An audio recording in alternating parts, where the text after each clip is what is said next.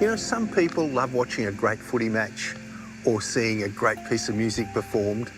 But for me, this is the greatest show on earth, you know, because when you understand where each of these plants has come from and what its long evolutionary history has been and how it interacts with every other element in this environment, how the birds and the plants work together, to feel part of it even for a moment and to see the richness and majesty of it is just enchanting for me.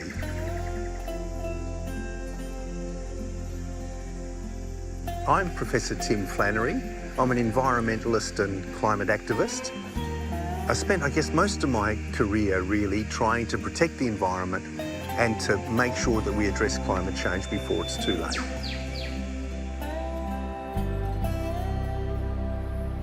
We're in Dharawal country, about 70 kilometres south of Sydney, in the Illawarra escarpment area. And as you can see, we're surrounded by temperate rainforest. And this rainforest is really one of the most ancient habitats in Australia. Some elements of it date back to a time when Australia was connected with Antarctica and right through to South America. I trained as a paleontologist originally, so studying fossils from past eras, and that really gave me an appreciation for the fact that Earth's climate can change over time.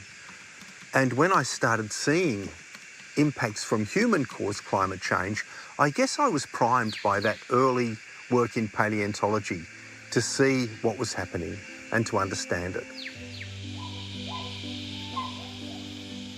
Well, look, this place is a real refuge for me. I spend a lot of time travelling, working in the climate space and forest protection as well. But when I come here, I feel like I'm somehow enveloped in a living ecosystem that's starting to heal, and that's important to me. My house is on a sort of a major wildlife corridor between the escarpment up there and the ocean down there.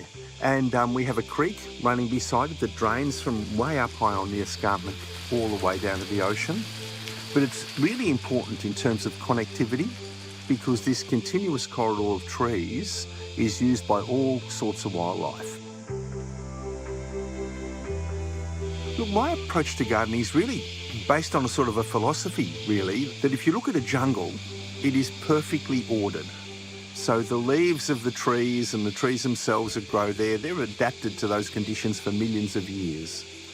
And the placement of every leaf in that rainforest is strictly ordered by the physics and chemistry of that location. And so to me, it's perfect order, even though it might look messy to people, you know. But when I see a garden that someone has forced to grow in a certain way, that is human effort that's put in to disturb that natural order. So to me, it looks kind of disordered. So I'm very happy to have this jungle because it feels to me harmonious and properly ordered.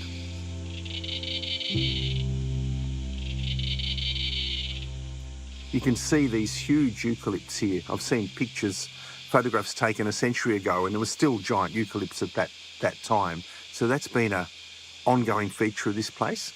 The rainforest plants that are coming up underneath, however, they're all pretty new. I think this was probably a grassland a century or 2 centuries ago. Then it became someone's garden, and now it's slowly just reverting to that rainforest condition that the climate suits. I love the Illawarra frame trees. These huge trees now, they were the pioneers of the regeneration of the rainforest. I guess these must have started growing 30 years ago, and they've just come up naturally. Under them, we've got the cabbage palms coming up, and we've got things like the rough leaf fig, sandpaper fig. Look, I've been so happy to see this little fella come up. I think it's false rosewood. I'm not 100% sure till it gets a bit bigger, but that's what it looks like. And that's not very common around here. And then we've got maiden's blush, that beautiful tree down there, which is such a glorious rainforest tree, but again, not very common this low on the escarpment. So that's telling me birds are moving from where those plants grow higher up the escarpment down to here and dropping seeds. I just hope that they both survive.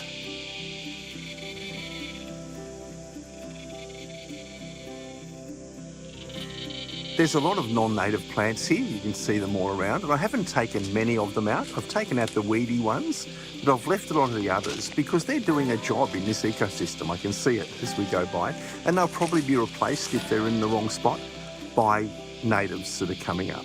So I'm not kind of crazy to eliminate every non-native. I'm quite happy to live with them. But to see that process of transformation, that's what's really important to me.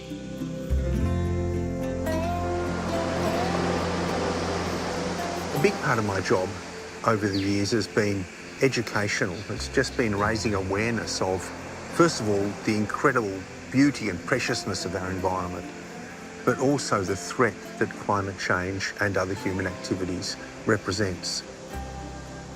Back in 2004, I wrote a book called The Weather Makers, and people seemed to be able to understand, reading the book, just what climate change was really about and what threat it posed to people.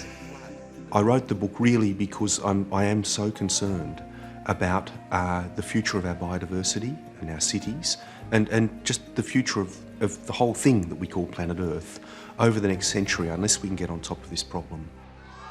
Australian of the Year for 2007 is Tim Flannery. For me, I don't think there is a greater honour for an Australian than this one, for it speaks eloquently of the desire of Australians to address climate change.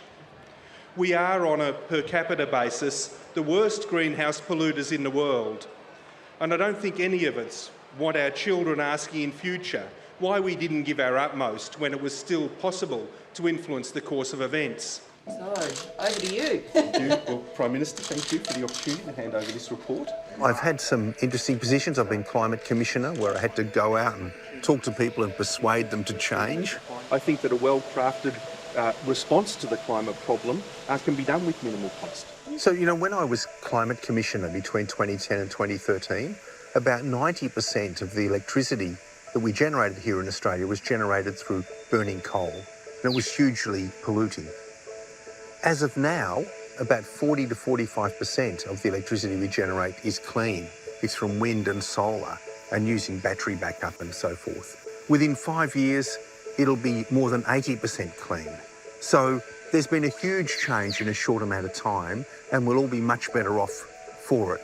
At the moment, we're in a transition. It's a bit like, you know, having someone remaking your road out in front of your house. Transitions are always messy and you want them over as quickly as you can.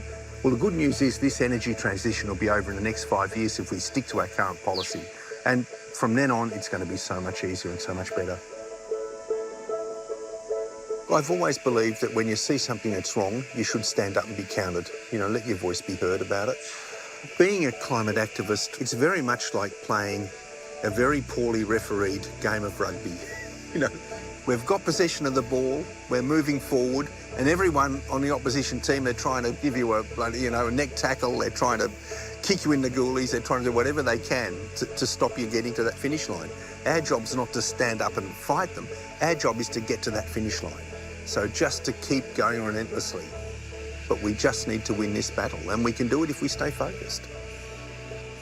One of the things that I notice when people are gardening or just interacting with the environment is these days we expect it all to be quick. The great things take time. They take a bit of commitment and a bit of patience. So as you're thinking about your little part of the world, think about it a century hence. Think about what you're doing now and how it might play out over a century.